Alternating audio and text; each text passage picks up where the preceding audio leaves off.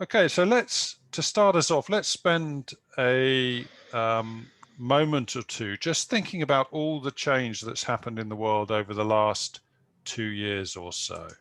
All the change that's happened in the world over the last 2 years or so. A key point is that much of the change we have been through was not anticipated. And it does not end there because, of course, we are now entering a new world which will look and feel very different to what came before. So it's a good time to ask ourselves, how much of this change is deliberate? How will we as individuals influence the change around us to get what we want? And when we are leading change, as many of us are, how will we ensure that our followers come with us? Hello, everyone, and welcome to this webinar, Creating the Will for Successful Change. My name is Angus Warren. I'm the MD at WBC Training. We help companies to develop staff for improved business performance, and we also help individuals improve their career prospects. And we do this through a series of classroom and online training courses in management and leadership development.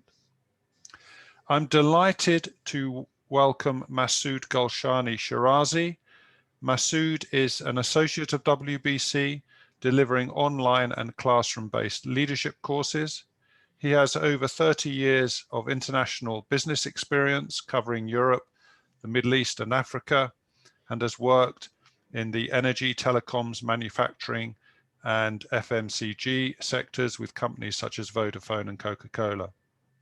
Masood has led HR functions in global brands, advising boards on leadership development and organizational change.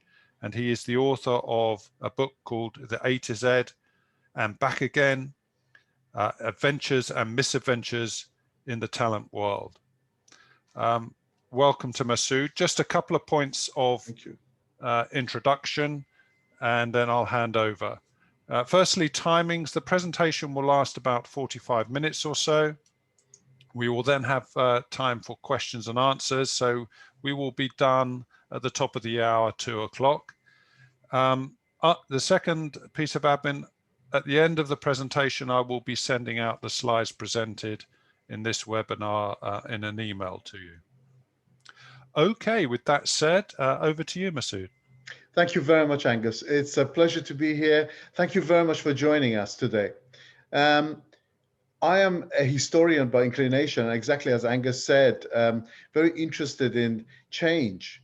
And I'm reminded of the famous quote from the Greek philosopher from Ephesus called Heraclitus, where in 500 BC, he said, change is the only reality. And change is happening whether we like it or not, exactly as Angus said. And unless you're an absolute fatalist, and those are rare, we're all trying to influence that change so that we don't end up being losers, to mitigate the risk and to maximize any benefits we might have going forward. Just a couple of things that have occurred to me is when we look at major change that's happening in businesses, whether it's M&A activity, whether it's change in leadership, the percentage of change that delivers the promised benefits is not that great. Nearly 60% of mergers and acquisitions don't deliver the value that they promised. According to Ashridge Business School, over 80% of major technology companies fail for non-technology reasons. And why is that? Well, in my experience, and I think the research bears this out, a lot of the reasons why change, deliberate change, is not delivering the value is because the people that are involved with it have not supported it, have not actively helped it be successful. We have all been in many, many changes before, and we can learn from the successful ones, and we can learn from the failures. And in my experience, I've had my share of participating in change that hasn't delivered what it was promised. And I have to say, I've learned more probably from those than from successful ones. But I've been very lucky in being in facilitating positions for major change in some very, very large business turnarounds. And the first story I want to tell is of my involvement with Vodafone Netherlands. I was asked to go and join Vodafone Netherlands as part of their major transition program. And Vodafone Netherlands was a company that was acquired by Vodafone Group as part of the management takeover of 86 billion euros. It had been a company that had been losing market share and financially in difficulty for a long while, over a decade. And we used to joke that when the Netherlands team came to present the results in group, our printers used to run out of red ink. Now, Vodafone, after acquisition, actively tried to do the turnaround, and they had 4 different teams with 4 different CEOs in 4 years. And I went in with the 5th CEO with a brief that he had, which was to fix it, sell it, or close it. This was it. Enough was enough. And you can just imagine what it was like to go in after 4 CEOs with the 5th CEO, and what the people in that company were thinking when they saw Vodafone parachute in yet another CEO to help the company turn. And I was talking to some of my team, of course, to find out what's going on, how they're feeling. And I remember one of the longest serving employees, a gentleman called Martin Lammers, I asked him, I said, what's going on? And he just showed me this picture. He said, this is what's happening. And this picture is from him. Now, I don't know what you think is happening here, but I mean, clearly there is a guy at the front pulling, not looking behind his back. That's the leader. The wagon has square wheels, or the wheels are broken and it's very heavy. It has to be pulled uphill. There's a few people at the back helping, trying to support the leader, pull the wagon up the hill, but they're slipping. And there's a bunch of people standing on the hill with a hose pipe. Those people standing on the hill with a hose pipe, I mean, this is the polite version, are basically muddying the grounds. They're not helping at all. They're obstructing the change to happen. Without being polite, they're pissing on the other people. I mean, that's what it is. And this is what was happening. This is what Martin told me happens. People are fed up with change. They used to say the words they were used is they were change weary. They were basically tired. Yet another initiative, yet another CEO there to try and fix us, do it to us. And therefore, they were just, at best, waiting, at worst, putting into the Corridor FM, as we called it, the worst, most sensational stories, whether believable or not, that were very negative towards the change we're trying to make. And frankly, this is not that different to most of the companies I've come across that need the change. I just want to point out, exactly as Angus said, change is happening anyway. And the reality of our situation is that for that change to be completely successful, those people eventually need to get on the bus, as we call, to get the momentum going, to make it really happen. And it's not happening. So why isn't it happening? That's the point of this particular presentation. Really, why aren't the people getting on the bus, and how can you encourage them to get on the bus, to get active support for the change, to build that momentum going forward? Because we know that 100% of companies that fail basically failed to get the support and failed to get the change that needed to happen for it to happen. So this change wariness is a crazy thing. You know, people say, oh, we're too tired to change, but if they don't change, everybody fails. It's just one of those things. Now, what was happening here was that a negative vortex of emotion would happen. You would have a conversation with people and they would say, yeah, we need to adjust our product, we need to adjust our route to market, we need to adjust our portfolio, we need to adjust our financial model, we might need to readjust our structure. And eventually somebody somewhere would say, and all of this fundamentally is being held back because of our culture. And the moment that someone mentioned culture, the energy in the room would just go down. I'd visibly see it, because hey, culture is so difficult to change, and it's so untangible, and it's so difficult. And here's our culture. This is what happens. We don't want people to feel nervous because humans, as general, want to know what's happening, and we don't know what's happening. We don't know what's going on. Um, we want to feel safe, and safety is the devil rather than monster you can't see. And we can't get on the bus. We can't really go. And by the way, it's better to be nervous about the change because we still got the bird in the hand, no matter how painful that is, rather than the promise of two in the bush. And this culture was a circular thing. Basically, things would be happening. I'm actually missing this. I'm going too fast. I've gone to this slide. Basically, what was happening was that there was a negative vortex. And people were perpetuators and victims at the same time. There would be focusing on loyalty to their boss and to their leader and to their immediate team, building silos. Loyalty to the company would go down.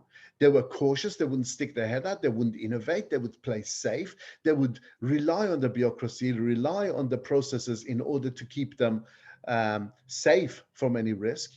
They would feel that any inclination of improvement was implied blame for what's happening. And clearly, the kind of conversations we would have would be things like, oh, we tried that and it didn't work. And no point you trying. We've tried everything. Nothing's worked. And this negative cycle was going on. And I'm going to go back to the previous slide. The reason that this negative cycle was happening was because they knew what kind of behavior was being rewarded in the past, and you're encouraging new behavior. But that's exactly what we said, the bird in the hand rather than bird in the bush. Why should I trust you? Why should I listen to you? Also, what people are saying is often different to what they do, and I know what's happened in the past. Why would I rely on that? And why are you criticizing what we've done in the past? We've worked very hard, and we've made this company what it is. So we had this situation, these comments, and by the way, because this being Netherlands, actually this wasn't much hidden. It was being said outright. I mean, when I went to Turkey after this, or when I went to other cultures like Egypt, people would be smiling to your face. They wouldn't be saying these things, but exactly the same thing would happen. And you would have exactly the same emotions happening right the way through. And this is trauma of the failure of the past, of the change. And this is what you'd be experiencing going forward right the way through. And we talk about the emotional journey, and I'm sure you guys have seen this before. This is the change curve that everybody goes through every major change as individuals and also as teams. And people go through it at their own pace. Now, in places where, frankly, they've gone through and they've tried and they've had multiple failures, they tend to stick at the bottom of this curve far longer. The whole art of the change that we are talking about is about making this curve shallower and making the disruption less, allowing people to come out the other end stronger, more positive, and with better capability for the next journey. And there is a whole model of what you need to do at each stage to manage this. The point of putting this up is because a lot of stuff that's going on during times of major change are not logical. They're emotional. They're stories, they're legends, the mythology that people make up about their own company, their own role in that change is, continuous and is affecting the emotion. And I want to say again, the communication is incredibly important. When you're going through major change, the need for communication goes up for the recipients, but actually the inclination of the line managers to communicate goes down. Because they say, well, I don't want to say anything wrong. It's not all very clear what's happening. I'd rather not say anything at all. And when you don't say anything, what tends to happen is Corridor FM takes over and fills that vacuum. And what they fill it with is the most sensational, unbelievably negative stories that you can. I mean, we can see this from our own world with the newspapers and everything else. The more sensational the story, the more the readers are affected by it emotionally. And this is what was happening.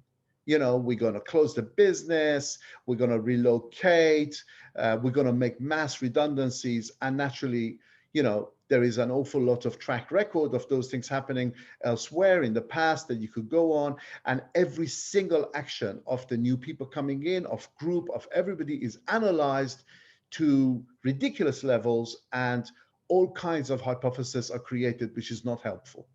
And the journey is not being helped by the line managers. So the first thing that I would say was absolutely essential was to really find out who are the key people, who are the stakeholders. You know, they're not always the people you think they are. You know, we know the shareholders and, you know, their expectations, who they are, and you need to keep them happy. You've got the staff, you've got your management, but actually you got unions, you got your financial support lenders, you got your suppliers, you got the community you're in, you've got the competitors and their behavior, regulatory, all kinds of things. I never forget, the entire front page of Maastricht newspaper was head of talent, which was one of my titles, says Limburgers are too stupid, which is the reason for the company relocating to Amsterdam. Now, I never said anything like that. All we said in the press release was that there was a bigger talent pool, which was just one sentence in Amsterdam that there was in Maastricht. And this was the entire front page of the newspaper in the community that you are trying to manage. These things happen. You've got to be ever so careful. But the reality is that in major change, there's so much to do. You don't want to waste energy in battling individuals whose benefits don't seem to align fully with yours. So the first thing we need to do is to really identify who are the key stakeholders and what are they worried about. What is it? And you don't need everyone to be 100% aligned, but you want to make sure that they're at least going in a similar direction to you and that they're not working against you. Because any one of these people working against you could, absolutely could, make sure that your change is not successful, that it falls over. Now, most of us have been through major changes in the past, and we know that there's a whole set of default ways that change is represented to us. Sometimes the change is done purely for symbolic reasons. You know, we're going to get rid of the director's parking. We're going to get rid of, you know, one particular process or system or the office setup, something like that. And you go through tokenism. And it's the tokens that are not that important that the senior management, the decision makers are happy to do. And then you basically symbolically change something. Or what is far more common is you go through a huge communication campaign and you put posters on the wall, you brand the change, you put little toys on people's desks. And, you know, there's a word, technical word that we use for, you know, new statements of values or new statements of vision, mission, or whatever that you put on the wall that people laugh at. It's technically called bullshit. So a communication-led change is nonsense. And then you got the people who go through system change. You know, what we need is a shared platform. What we need is shared information. What we need is automation, and they go through processes and systems. And of course, the last one is actually what we're going to do is we're going to bring a training team in, and they're going to train everyone in the new capability, enabling them to make the change. None of these actions are wrong in themselves, but none of these actions, in my opinion, are going to be the solution by themselves either. I want you to imagine this model as if it's a massive stone wheel, a millstone, if you will. And that what you really want is for it to turn, and for it to turn as fast as it can, to build momentum for the change. Unless you have all these various aspects in balance, the wheel will not turn smoothly. It would wobble, and it would not be self-sustaining. The second element is, unless you've got a linchpin in the middle where everybody's absolutely clear on where we're coming from and where we're going and why we're changing, that clarity on the direction has to be absolute. Otherwise, people won't understand what components need to go into each one of these quadrants. Lastly, the leadership is absolutely key. For me, that's the ball bearing and the oil. That's what enables, as well as creating the will to change, it enables the change to happen. This is my model of change. It's a very simple model. Now, I worked with this many years ago with McKinsey, and they have a similar model, which is a 2x2, which is a classic Anglo-Saxon way of presenting anything. But I actually like the wheel element because the wheel allows local change to happen without the center necessarily organizing everything. The center only needs to have clarity about where are we now and where are we going. Everybody else can get their hand on the wheel and feel that they're able to really make the changes that are necessary to make it work. So where'd you start? Now, the classic, of course, is that you start with the will to change. You know, why should we change? Why are we changing? And then you explain what we're going to change and how we're going to move towards that. And then you enable people to make it happen. And really, that's the quality of the execution. I actually like to break this down into multiple elements. In Netherlands, I remember we organized on the 1st of November 2006, I think, the first conference about the new change. And I designed and facilitated that, very proud of that.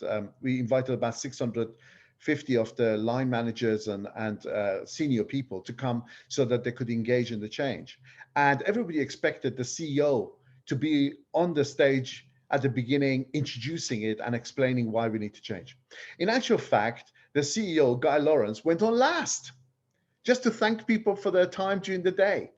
What we put on the stage was frontline employees, salespeople, network engineers who went up there to explain the reality. This is the fact. These are the facts. This is what's happening. This is what's happened to our market share. This is what's happening to our cost of network. This is what's happening to our, channel strategy. These are our realities. Unless everybody shares the same reality and believe it, and today, in this day of these days of fake news and all kinds of other elements, you really need to go to town before actually people believe the same reality. Then you can't get them to really agree that staying where you are is no longer an option. I don't really like this concept of burning platform, because the burning platform only deals with one aspect of change, which is the push to change. It doesn't deal with the pull for change, the opportunities that any change brings. And I think you need both the push and the pull. But the idea that staying where we are is not an option is really, really important. Because of what we said before about people, will rather stay in an uncomfortable place than take a risk and jump. And that happens all the time. And therefore, the burning platform is still important. I just think it needs to be balanced with something positive. Therefore, developing the case for change is that whole element. I remember that when I worked in Atterbury, I had a consultant come to visit, and he was waiting at reception. And while he was at reception, he started talking to a receptionist and was talking about, so what's going on? And the receptionist said, okay, well, we've hit 65% SIM penetration in telecom. We don't know whether we can sell any more. So we now need to start selling data, and this is how we're going to do that and whatever. And this guy was absolutely amazed that a receptionist was able to articulate the case for change in the year 2000 in Vodafone, in one of our call centers, so clearly. And that is the level of clarity you need before you can move on. It's really, really important. So then, once you've got the case for change, and once people have bought into it, at least the majority have bought into it, then designing can take place. You can't leapfrog any of these stages. Unless you've got clarity about why we're changing, you can't get the right engagement in the design for change. Because who are you going to need in that design? You're going to need people to take a chance to really step up and say, you know, that won't work. Or a real person at the operational end who's dealing day to day with customers or dealing with the technology day to day, who really has the idea, being close to the problem of what the solutions could be, what's the best solution. You need those people to be involved. You know, the change that's 100% driven top down is never going to work. By the way, I've heard this said again and again, that unless you've got the top team with you, forget about it. And partially that's true, like any other truth, but it's not absolutely true.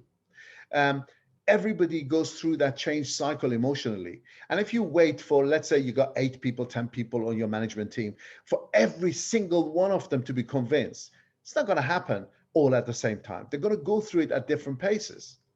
And you're going to have the whole of the organization below the ones that are slower to change, basically being disengaged until, you know, their boss, their leader has been convinced. Maybe they'll never be convinced, and then a whole chunk of the business is not going to be engaged in the change. You can't do that. You have to go both vertically and horizontally in that first stage before you can engage on the second stage, which is what are we going to do, how are we going to plan it.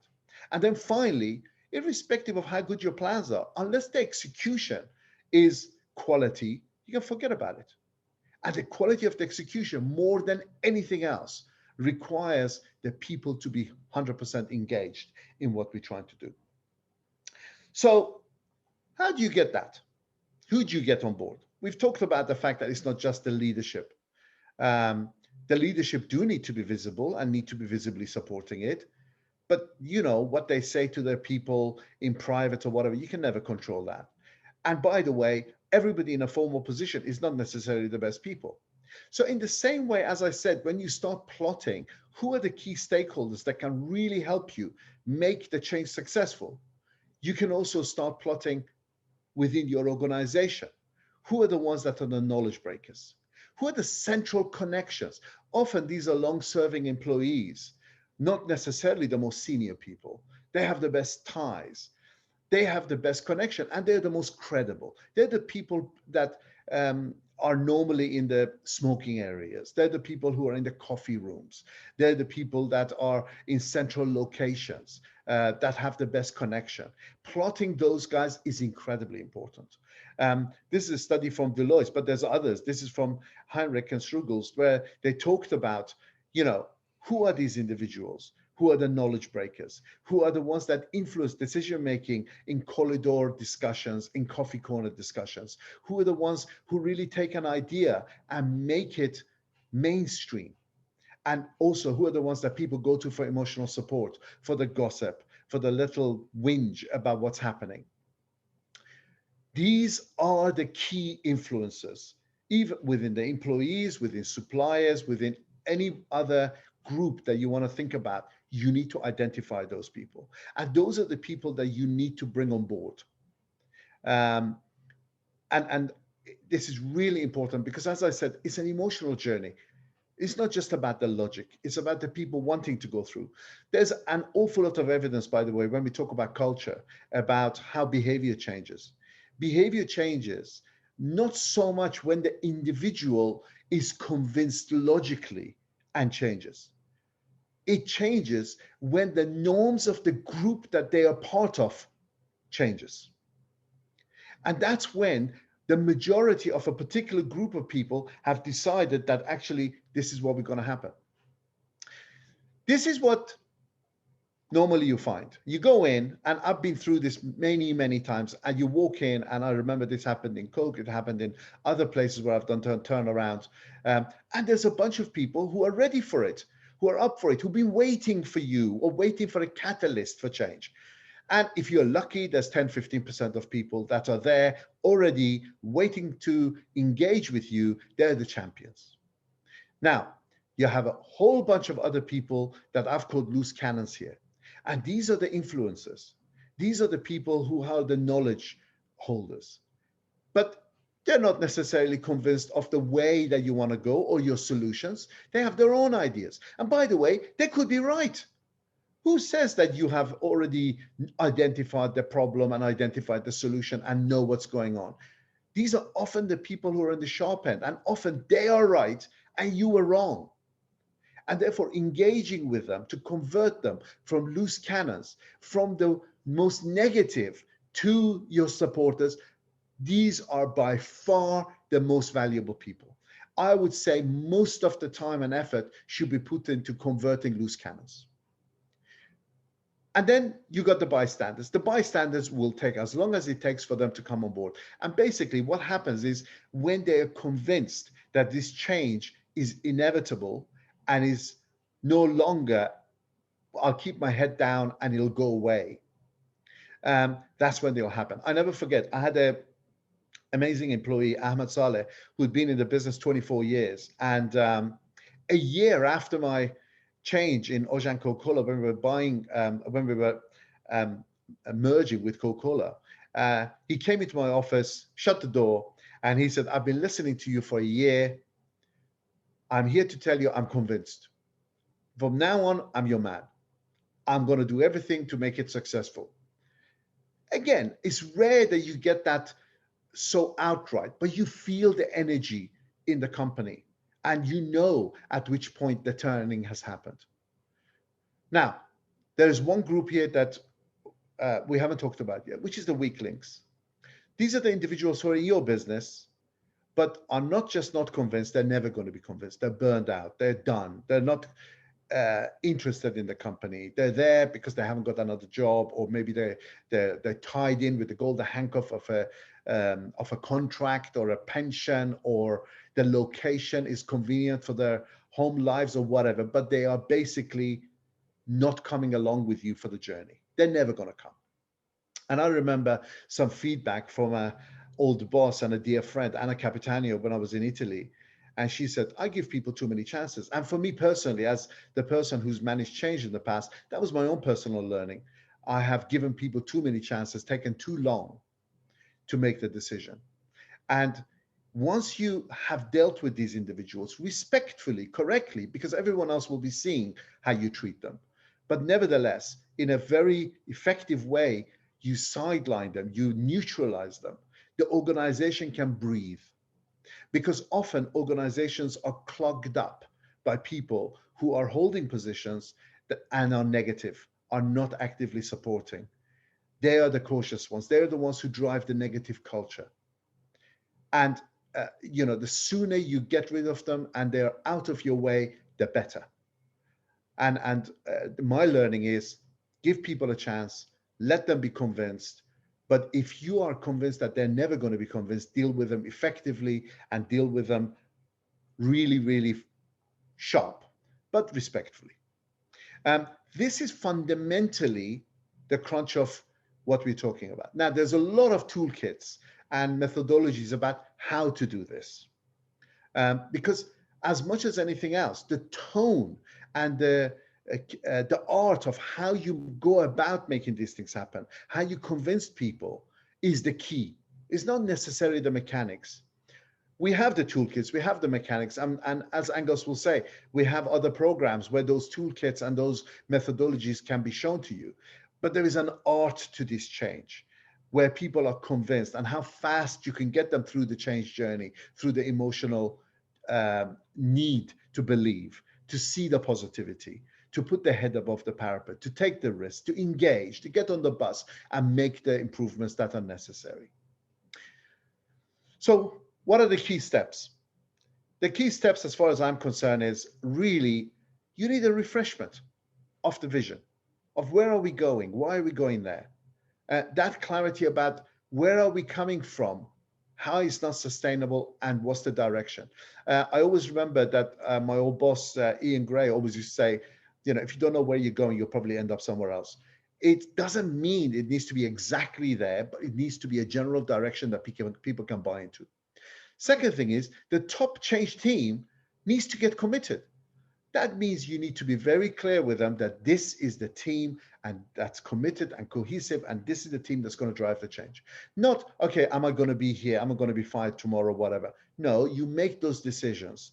You make it clear that once you've made those decisions, those people who are here now are here for the journey, and that journey is a team one, not necessarily led by the all-powerful leader. And then what are the rules for engagement? The rules for engagement need to be very simple, but rock hard. What are the measures of this success? Now, I remember in certain organizations I've been in, they do these annual cost reductions.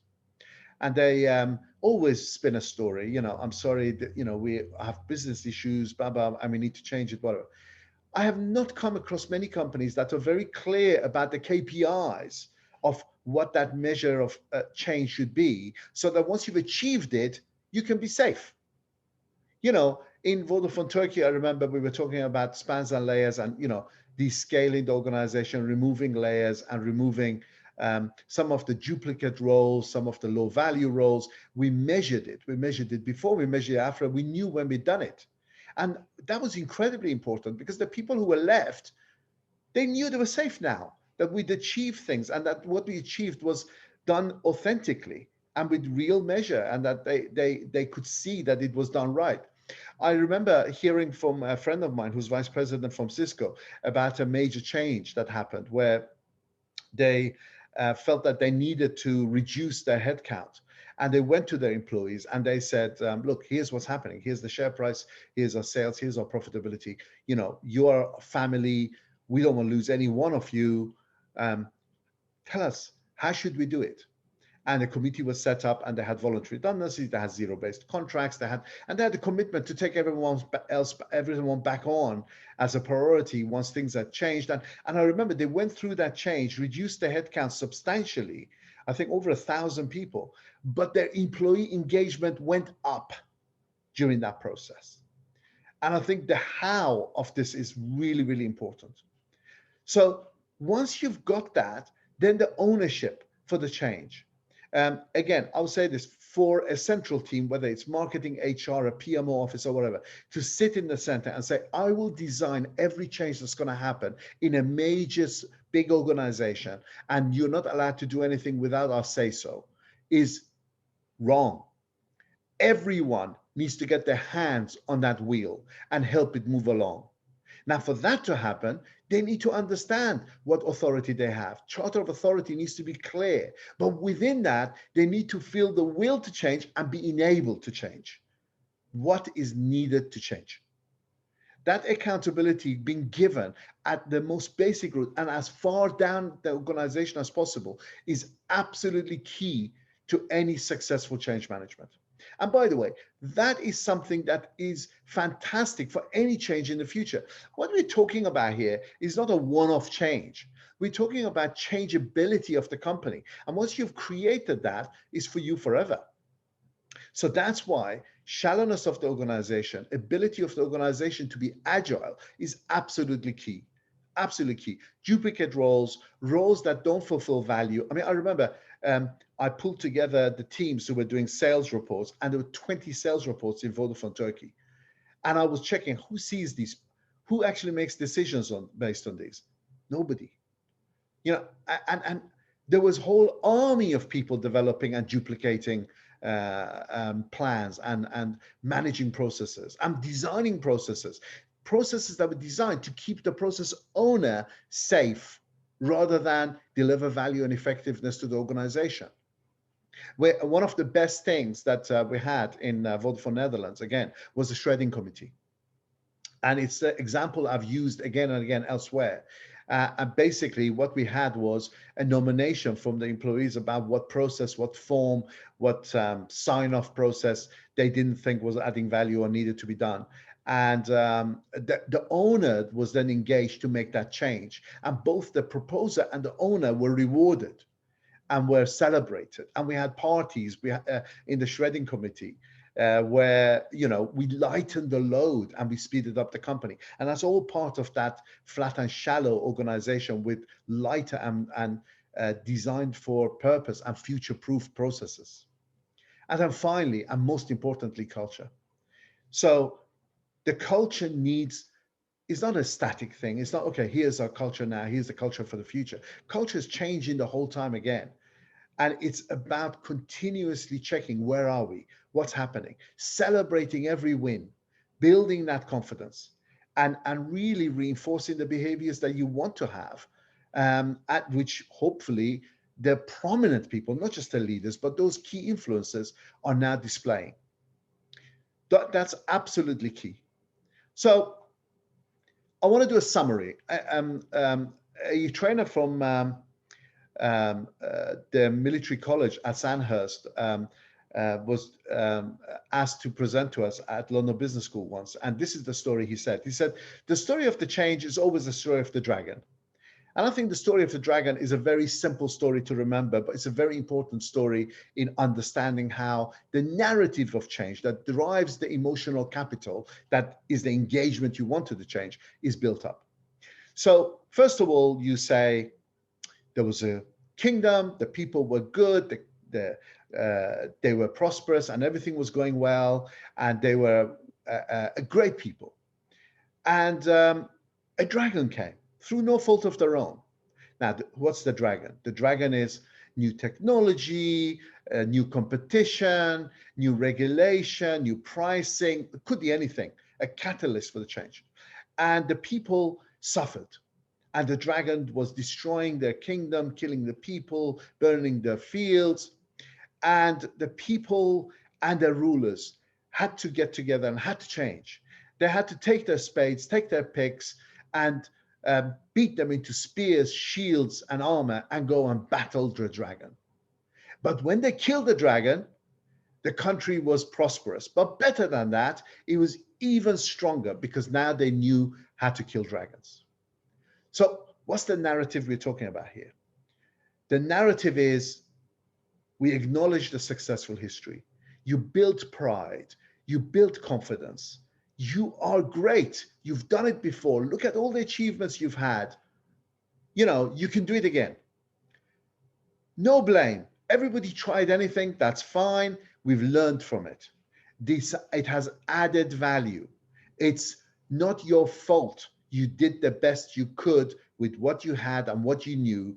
However, now we use the pain you went through and we benefit from it for the future. And then a single version of the wonderful reality we have now that we need to really, really be touching all the time. And only improvements in that reality constantly being revisited. Now, yes, we did talk about the burning platform. You can't stay where you are, but every improvement has to be celebrated going forward. And a vision of success. This is the bright country and the bright city in the future. And you will be successful as an individual because the company would be successful. We are doing this as a win-win together. And therefore, these are the things that need to change. And this is what you personally need to change, either as to what you do or your behavior. And that is the journey. Now, in all of this, if you tell too many lies or you're just repeating organizational mantra, eventually you get found out.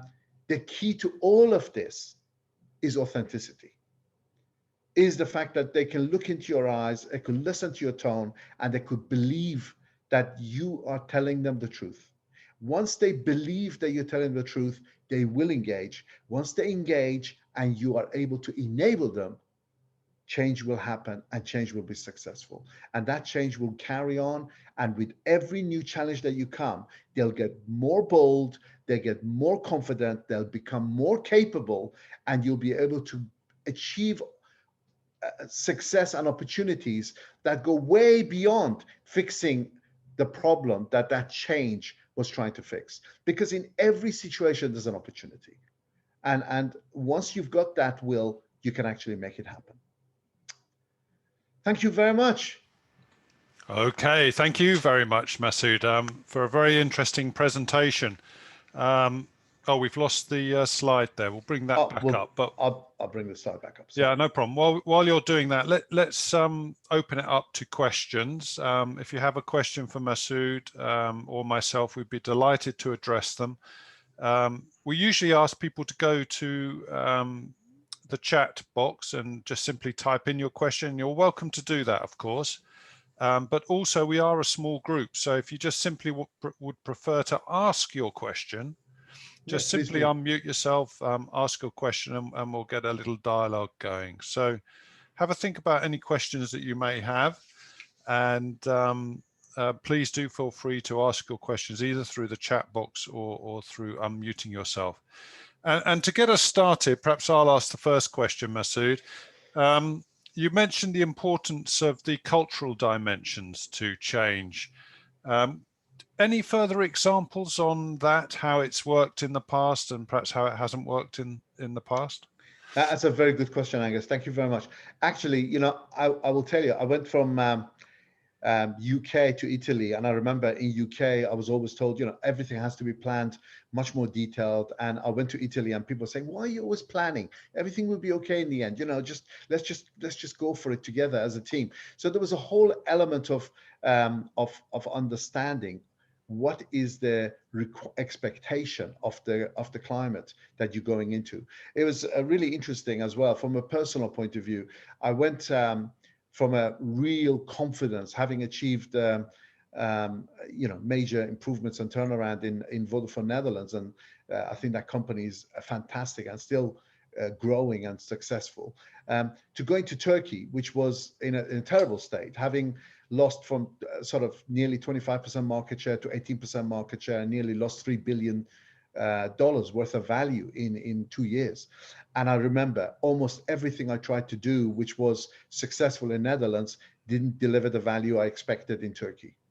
And I really needed to understand the culture in Turkey and how things work before I could really understand how the tools need to be implemented. Now, let me just say, in almost every country I've been to, and I've worked in 23 different cultures, 23 different countries, that one of the first things you get told is, oh yeah, I know you've been successful in making these things happen, but you know, this is Saudi Arabia, we're different. This is Iran, this is Turkey, this is Italy, we're different. And what that tells me is that these people are not yet ready, possibly, for the change, or that you haven't convinced them that you've understood well enough their way of presenting their issues. And I'm sure everybody agrees, it is incredibly important for you to open your ears and listen in those first few weeks, few months, few important sessions, to really understand the tonality. Now, again, a lot of the problems you come up with, especially on the people side, on the engagement side, are often the same. You know, the human needs that you're trying to fulfill in order for them to engage are all the same, no matter who you are and which country you come from. You know, what do people think of me? Is my future secure with this company? Is my contribution appreciated? What's the psychological deal if I do, if I don't? What's the support that's available for me? You know, the need for positive encouragement, for celebration is irrespective of the culture you're in. Those things will impact people's ability to engage and to go through that emotional change and to buy into what you're trying to do. However, the way you say it, the way you do it is completely different from culture to culture. And that's about understanding the culture. That's about understanding how you talk to a woman, for example, in Netherlands versus in Ireland versus in Egypt versus in Saudi Arabia. How you talk to somebody from a different social group, from a different class, from a different region, from a different religious background. That, you know, the complexity of all of these cultures, because as we all know, the differences of different people within the culture, within the same country, is far greater than the difference they have with other countries. So understanding, again, working with 5 years with Japanese company, the difference between someone from a northern island versus from Tokyo, Osaka, somebody who had a particular education, particular background, you know, these things are important. And you need to be able to speak their language and to present things in their way before they're willing to buy into it emotionally. That's what I mean. The mechanics of things, the toolkit, right? Here is the toolkit. Here is the stakeholders. Here's what's important to them. Here's the messaging. Here's the mechanism for delivering those messaging. That's fine. We can give that to you, and it's available. But the way you say it in that meeting, the way you look them in the eyes and you present, that's where the value comes from. That's where the buy-in is. And that's why the critical people, the critical leaders that they know, they trust over many years, if they say what you're saying, it has multiple degree of impact than a foreigner coming from another country who you've never met, you don't know, who you think is going to leave in a couple of years anyway. What do you care what they say?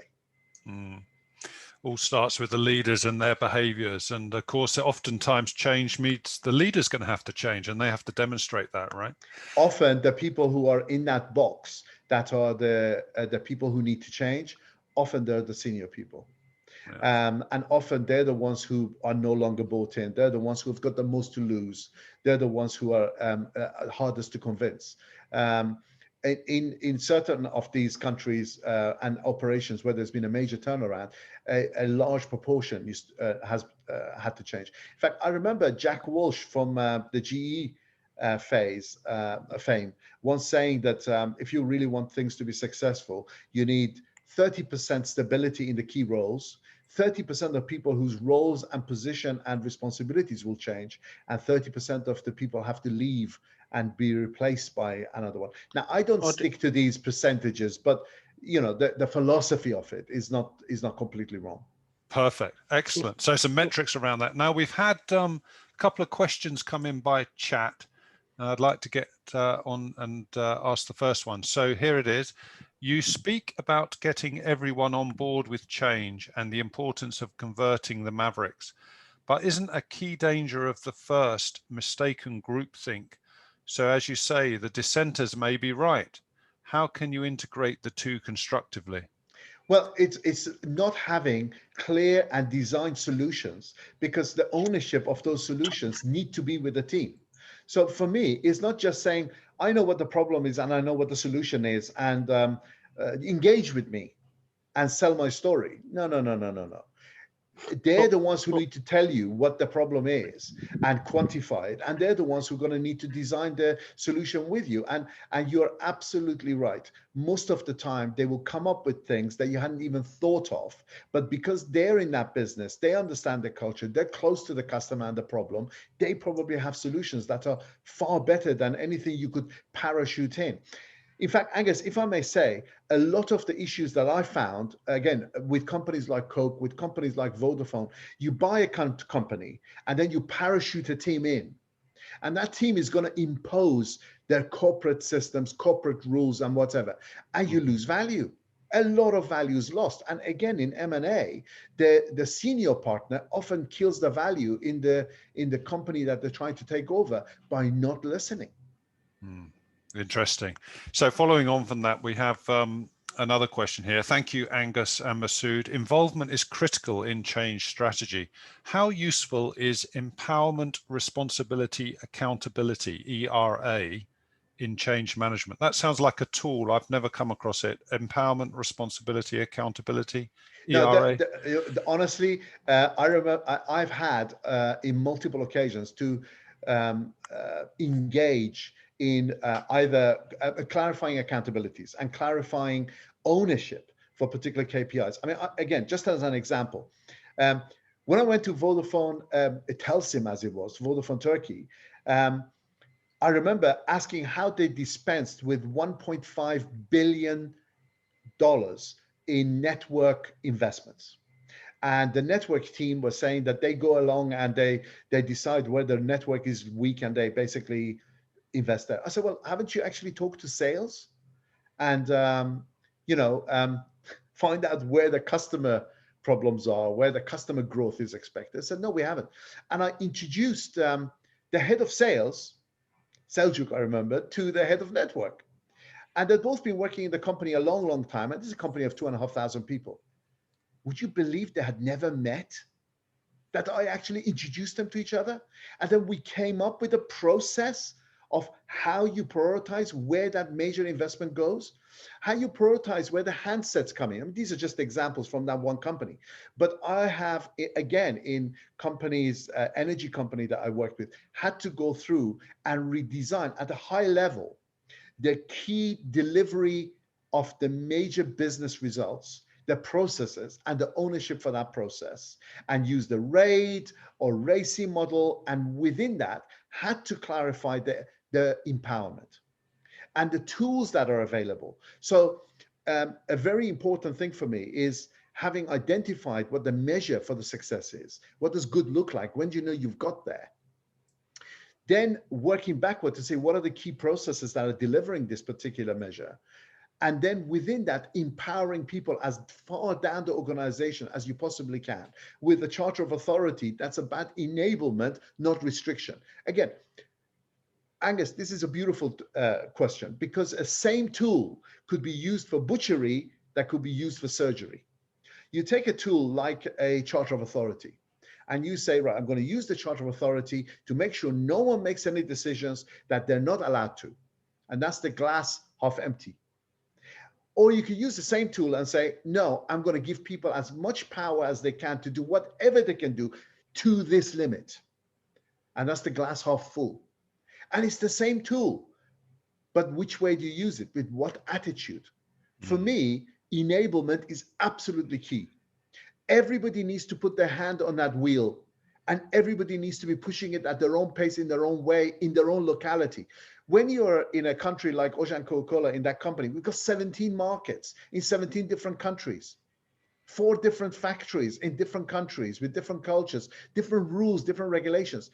For a central team to sit down and design absolutely everything and hope that in that time nothing's changed, that it's perfect right first time, is ridiculous.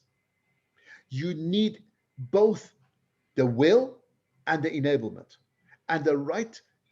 Again, as I was saying at the beginning when I showed the 4 quadrants, lots of people lead with training. Now, you're going to need technology, you're going to need capability, you're going to need training, but only when people have already bought into wanting to use it and use it in the right way. Okay, excellent. Just a technical point, and then I think we'll have to move on because we're getting close to the top of the hour. Now, race, that reminded me from way back when I did run into that, and I think it's accountability, empowerment, responsibility. What's the C in race? Consulting. Consulting. Okay, so that's consulting with people, with the team. Honestly, I mean, I find RAID and RACI and whatever, I mean, the both are fine. The reality is, so people need to have clarity about what they're responsible for. They need to have clarity about joined up thinking cross-functionally. You know, what is the handover? What is the decision points? What's the information flow? All of those things. And then they need to take accountability for making those changes happen. I brought in this Six Sigma system into, I championed it in one of our factories. The factory was 80 years old. And I remember one of our lines, called the Millennium Line, was over 30 years old. And it was the lowest productivity line. And it really was a major problem for us. And I remember bringing the team, and they were the lowest of the low because they're working on the worst line. And we gave them some training, and we engaged them in looking at the process for their own line. And when they took ownership for it, you're not going to believe it, the renovation that happened to that line, the productivity that went up in that line was beyond expectation. They blew us out of the water. You know, they were saving something like $68,000 a month in wastage reduction with the team just doing it, because previously they just did what they were told. And you know, these are not high-paying individuals. They were, I mean, you know, any of us who've worked in Saudi Arabia or are aware of it, we know the level of education, but these people flourished. They delivered value beyond belief when they felt engaged, and how we celebrated them and how everyone enjoyed that. And you create exactly the opposite to the negative vector that we had before. You create a positive vector. And this is where the change becomes unstoppable, because once you've created that positive flow, the confidence, everything's improving all the time and whatever, then the 70% sitting on the hill all join in, and then change happens you won't believe.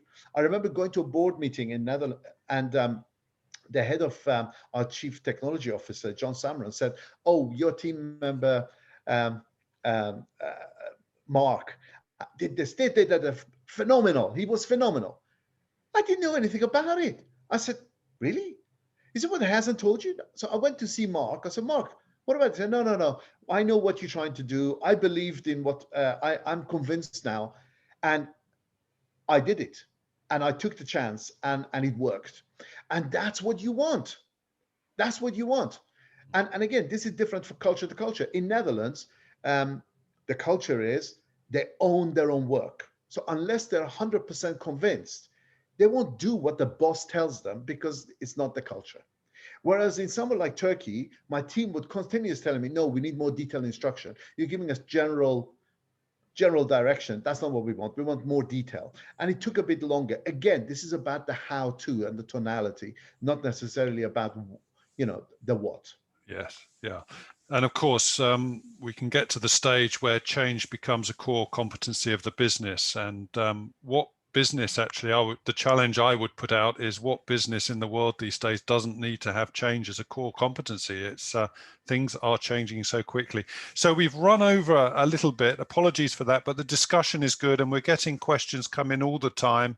And actually, as it stands, no one's leaving. So we'll keep it going for just a moment or two. I hope that's okay with you, Masood. Of course And it you is. don't need to dash off.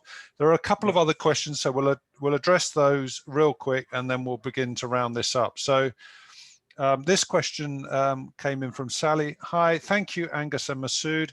Huge change management is required to achieve net zero by 2050.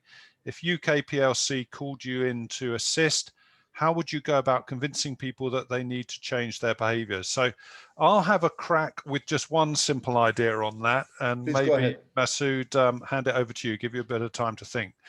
Yeah, there's lots of different angles to handle this, but I think a very important one is around regulation and government intervention. And the reason that I say that is this is the environmental issue is a very good example of a concept called the tragedy of the commons, which was generated by an economist in the 1950s called Coates. And essentially the idea here is that, I can go out and drive my Ferrari, let's say. I don't have a Ferrari, but let's say I did have one, and I can pollute the planet. But my impact on the planet is very, very small. So the incentive for me to do anything different is actually quite small as things stand.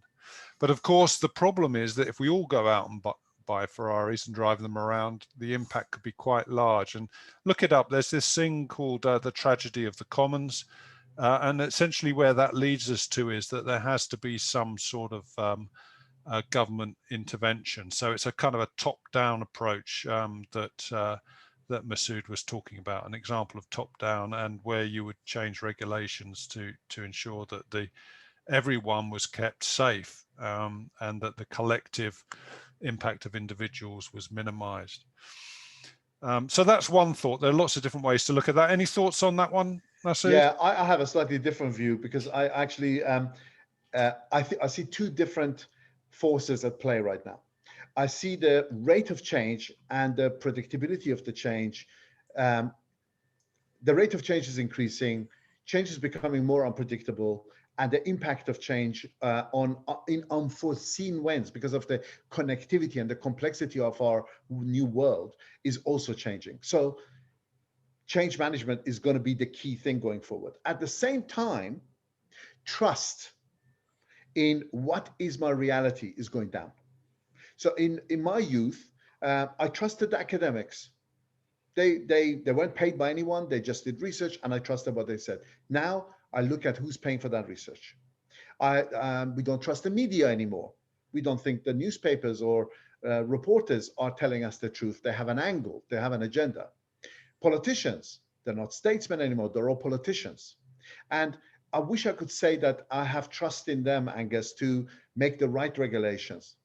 I find that people in power, the ones who have a stake in the current system, in the current model, whether they be at the top of an organization, whether they be in the top of the political sphere, are going to pay lip service to what they think is important to the general population. And that could be sustainability, that could be community support, that could be diversity and inclusion. It could be all kinds of things that they think will impact their brand, and therefore they want to impact that brand, and therefore they pay lip service to it. And I get this all the time from CEOs who say, look, for diversity and inclusion, just tell me what to do so that I've got a positive to write into the annual report and I can present a positive thing to the shareholders. Until you get that sincerity and you genuinely believe that your win is aligned with the change that you're trying to make, you will not get anything but lip service, and that lip service will never deliver the value. Never. Because regulation could be, again, exactly like I was mentioning about the process, could be a positive, could be a negative, could be, let's just get you out of your cars. Or, we have a policy that's anti this, anti that, or whatever.